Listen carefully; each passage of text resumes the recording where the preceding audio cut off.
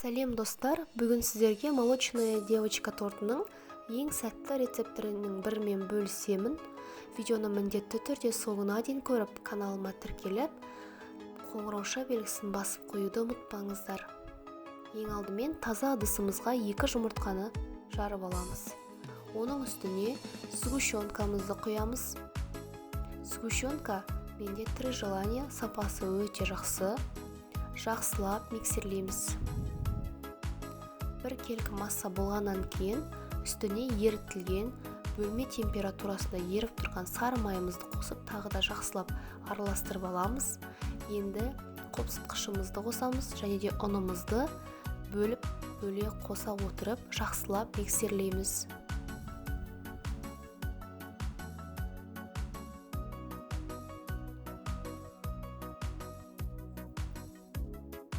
Шамамен 7-10 минуттың көлемінде ұнымызды толық қосып миксерлегеннен кейін бізде қоймалжың бір тегіс өте әдемі масса пайда болады.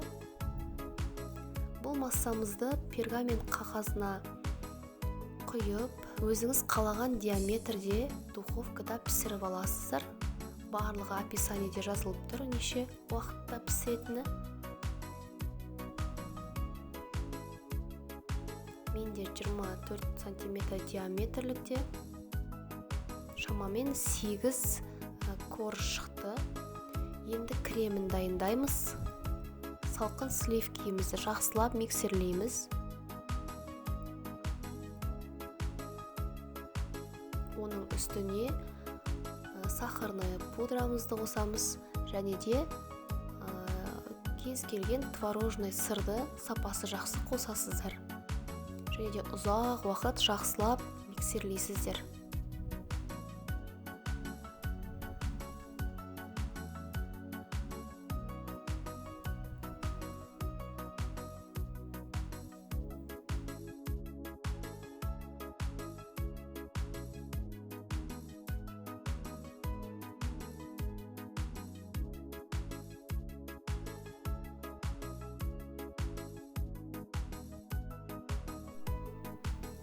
Жақсылап миксерлегеннен кейін бізде осындай қоймалжың крем пайда болады.